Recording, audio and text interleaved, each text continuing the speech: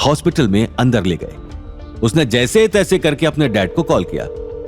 Dad, मैं यहाँ जख्मी हालत में पड़ा हूँ, प्लीज मुझे बचाइए। यहाँ मैं जोधपुर में रेड क्रॉस हॉस्पिटल में पड़ा हुआ हूँ, प्लीज मेरी मदद कीजिए डैड।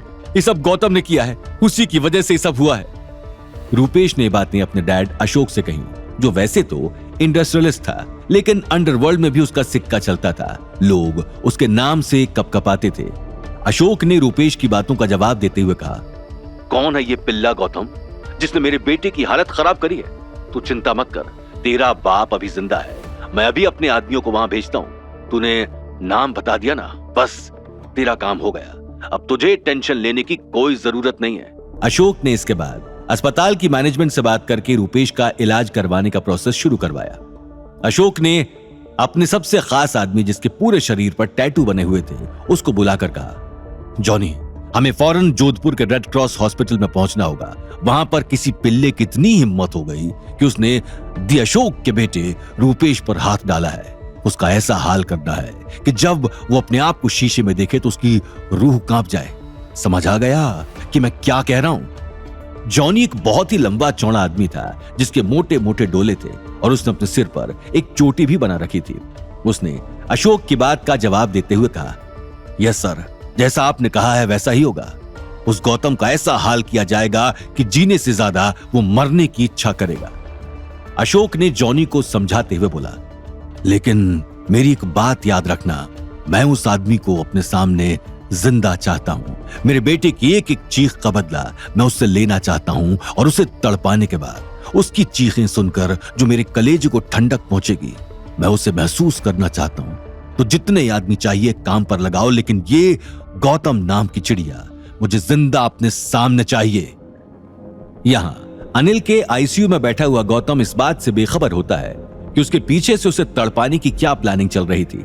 डॉक्टर परीक्षित से गौतम ने कहा, डैडी जी की हालत में काफी सुधार हो रहा है, तो क्यों ना ऐसा करें कि डैडी जी को एक और गोली दे दें, और इवन मैं तो कहता हूं कि आप भी गोली ले लीजिए। सुबह से काफी काम कर रहे हैं, थक गए होंगे, और इससे आपकी थकान भी मिट जाएगी। डॉक्टर परीक्षित ने मुस्कुराते हुए गौतम से कहा, बिल्कुल, नेकी और पूछ पूछ। मैं अनिल जी को गोली दे देता हूं, और एक गोली तो मुझे भी दे दो, मुझे इसकी जरूरत है। डॉक्टर परीक्षित ने गौतम से लेकर अनिल को वो गोली दी और खुद भी एक गोली खाकर आराम से कोने में बैठ गया। डॉक्टर परीक्षित, मैं यहीं बैठा हूं, आप तब तक आराम कर लीजिए। अगर मुझे कुछ भी अजीब लगता है मैं फौरन आपको उठा दूंगा। आप तब तक आराम से सो जाइए। वैसे भी मेरे कहने पर आप ऑन द स्पॉट यहाँ दौड़े दौड़े आए हैं, काफी थकान हो गई होगी। वैसे भी इस गोली के बाद आपको हल्की हल्की नींद आ जाएगी। यहाँ जॉनी ने गौतम को पकड़ने के लिए पूरा जाल बिछा लिया था। एवरीवन गाइस, हम लोग यहाँ पर गौतम नाम के एक आदमी को पकड़ने के लिए इकट्ठा हुए हैं। 100 से ज्यादा काबिल लोगों के साथ मुझे लगता है कि ये काम अच्छे से हो जाएगा, और इसलिए मैंने आप सभी लोगों को यहाँ पर बुलाया है। हमें ये काम बहुत ही केयरफुली करना होगा, और मेरी एक बात कान खोलकर सुन लो, गौतम को कोई भी ऑन द स्पॉट मारेगा नहीं। सभी लोगों ने जॉनी की बात सुनकर उसे समझते हुए हामी भरी। असल में अशोक अपनी क्रुएलिटी के लिए जाना जाता था। उसे इस बात से कोई फर्क नहीं पड़ता था कि उसके सामने कोई बूढ़ा इंसान है, औरत है या बच्चा है।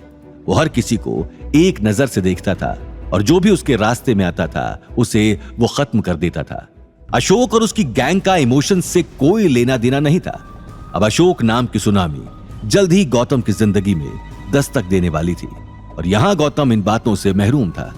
जॉनी धड़ल्ले से अशोक के रूम में गया। सर, हमारे 100 से ज्यादा आदमी नीचे गौतम का शिकार करने के लिए तैयार हैं, हमें निकलना चाहिए। अशोक और जॉनी अपनी पूरी फोर्स को लेकर गौतम को पकड़ने के लिए निकलने वाले थे कि तभी जॉनी के फोन पर रूपेश का कॉल आया, जिसे सुनने के बाद वो कंफ्यूज हो गया। आखिर रूपेश ने जॉनी से क्या कहा? क्या वो गौतम के खिलाफ चुपके से कोई चाल चलने वाला था, या फिर वो गौतम के बारे में कुछ जान गया था? आगे की कहानी जानने के लिए देखिए अगला एपिसोड सिर्फ पॉकेट एफएम के यूट्यूब चैनल पर, और रॉयल वारिस के सारे एपिसोड्स को सुनने के लिए डिस्क्रिप्शन में दी लिंक से डाउनलोड करें पॉकेट एफएम ऐप।